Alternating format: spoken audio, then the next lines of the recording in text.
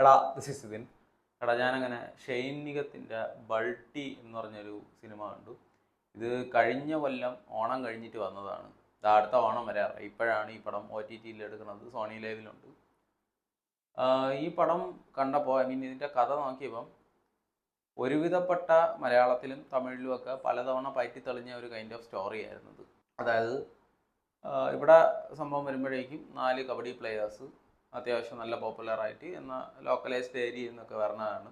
അപ്പോൾ ഈ 4 പേര് വേറൊരു കബഡി ടീമിൽ കളിക്കാൻ പോകണം. ഇതിൻ്റെ ഒരു ഓണർ എന്ന് പറഞ്ഞ ഒരു റൗഡീസം പരിപാടി ഒക്കെ നടത്തിക്കൊണ്ട് പോകുന്ന ആശാനാണ്. അവസാനം കബഡി വിട്ട് റൗഡീസം കാണിക്കാൻ പോകും. പിന്നെ കുറേ കാരണങ്ങൾ കാരണം ഓക്കെ വേണ്ട, റൗഡീസം ഒന്നും വേണ്ട, നന്മയുടെ പാത പിടിച്ച് പോകാമെന്ന് പറയുമ്പോൾ അത് അവർക്ക് തന്നെ വള്ളിയാവും. അവസാനം കത്തിക്കുത്തും കൊലവിളിയും ബഹളങ്ങളും എല്ലാം ആയിട്ടുള്ള ഒരു പരിപാടി. ഒരുവിധപ്പെട്ട എല്ലാ പടങ്ങളിലും ഇപ്പം തമിഴിൽ പറയണമെങ്കിൽ സൂര്യണ്ണൻ്റെ 6, പിന്നെ പൊറിഞ്ഞു പറയും ജോസ്, വിശ്വാസതയുടെ കാര്യമൊക്കെ പറയാനാണെങ്കിൽ അങ്ങനെ ഒട്ടുമിക്കയിടത്തും ഇത് കേട്ടിട്ടുള്ള കൈൻഡ് ഓഫ് ഒരു പരിപാടിയാണ്. അപ്പം ഞാൻ നോക്കിയപ്പം ഈ പടം പൊളിയാനുള്ള ഒരുവിധമുള്ള കാരണം എന്ന് പറഞ്ഞാൽ ഇതെന്ന് പറഞ്ഞാൽ ബഡ്ജറ്റാണ്. ഞാൻ ഗൂഗിൾ നോക്കിയപ്പം 21 കോടി എന്തോ ആണ് ഇതിൻ്റെ ഒരു ബഡ്ജറ്റ് കാണിക്കുന്നത്. കിട്ടിയത് 10 കോടിക്ക് പുറത്ത്. അപ്പം ഈ ഒരു ക്ലീഷേ കഥയിൽ എനിക്ക് കൊള്ളാൻ തോന്നിയ കാര്യം എന്ന് വെച്ചാൽ ആക്ഷൻസ് കൊള്ളാം. ആക്ഷൻ സീക്വൻസ് ഒക്കെ നൈസ് ആയിട്ടുണ്ട്.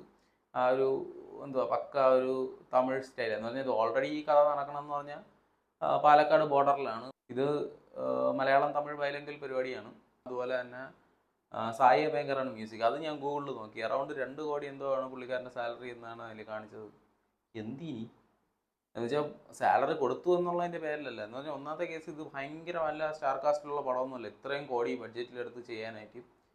സോ അപ്പം ഇതൊക്കെ കൊണ്ടായിരിക്കാം ഒരു റീസൺ എന്ന് ഞാൻ വിചാരിക്കുന്നത്. അതുമാത്രമല്ല പിന്നെ എന്ന് വെച്ചാൽ അനാവശ്യമായിട്ടുള്ള എന്ന് വെച്ചാൽ ഈ ഒരു കഥാ സന്ദർഭത്തിലോട്ട് അനാവശ്യമായിട്ടുള്ള കുറേ ക്യാരക്ടേഴ്സ് ഉണ്ട്. പ്രത്യേകിച്ച് നായിക എന്ന് പറഞ്ഞാൽ പുള്ളിക്കാരി എന്ന് പറഞ്ഞാൽ തമിഴിൽ ഇപ്പോൾ കയറി വരുന്ന ഒരു നായികയാണ്. പ്രീതി അസ്രാണി എന്നാണ് പേര്. എന്ന് പറഞ്ഞാൽ പുള്ളിക്കാരി ആ ഒരു ലോക്കലൈസ്ഡ് ആയിട്ടുള്ള ഒരു ഏരിയയിൽ നിന്നാണ് വരണമെന്നുണ്ടെങ്കിൽ മേക്കപ്പ് ഇടണ്ട, ഓക്കെ, അങ്ങനത്തെ രീതിയിൽ എന്തെങ്കിലും കാണിക്കും. ഇത് മറ്റേ ഒരുമാതിരി കരി വാരി അടിച്ചത് കണക്കിന് ചില സീനിലെന്ന് പറഞ്ഞാൽ കറക്റ്റ് കരിവാരി അടിച്ചതുപോലെ ഇരിക്കണം. എന്തിനി ഒന്നാമത്തെ കേസ് ഈ പടത്തിൽ പുള്ളിക്കാരി എന്തിന് ജാലക്കാരി പോലെ ഒരു പാട്ടിനും അവിടെ ആയിട്ട് വന്ന് പോകാനും 2 ഡയലോഗ് അടിക്കാനും അല്ലാതെ പ്രത്യേകിച്ച് കാര്യമായിട്ടൊന്നും ചെയ്യാനൊന്നുമില്ല. പിന്നെ അല്ലാതെ തന്നെ കുറേ ക്യാരക്ടേഴ്സ് അതെന്തായി ഏതായി എങ്ങനെ കുറേ ചോദ്യങ്ങളൊക്കെ ബാക്കിയുണ്ട്. അപ്പോൾ അതങ്ങനത്തെ കേസ് എന്ന് പറഞ്ഞാൽ ഇതിപ്പോഴാണല്ലോ ഈ പടം വരണത്. അപ്പം അങ്ങനെ കണ്ടപ്പോൾ അതിനെ പറ്റിയിട്ടൊന്ന് സംസാരിക്കാമെന്ന് വിചാരിച്ച്. സോ അത്രേ ഉള്ളൂ ഇതിനെ പറ്റിയിട്ട് പറയാൻ. അപ്പോൾ നിങ്ങൾ കണ്ടിട്ടുണ്ടെങ്കിൽ നിങ്ങളെ ഒപ്പീനിയൻ പറയുക. പിന്നെ മുന്നേ പറഞ്ഞതുപോലെ തന്നെ ഈ വീഡിയോ കാണുന്നവർ ഇവിടെ നിന്ന് സബ്സ്ക്രൈബും കൂടെ ചെയ്താൽ വളരെ ഉപകാരമാണെന്ന് കൂടെ പറഞ്ഞുകൊണ്ട് നിർത്തുന്നു. അപ്പോൾ താങ്ക് യു.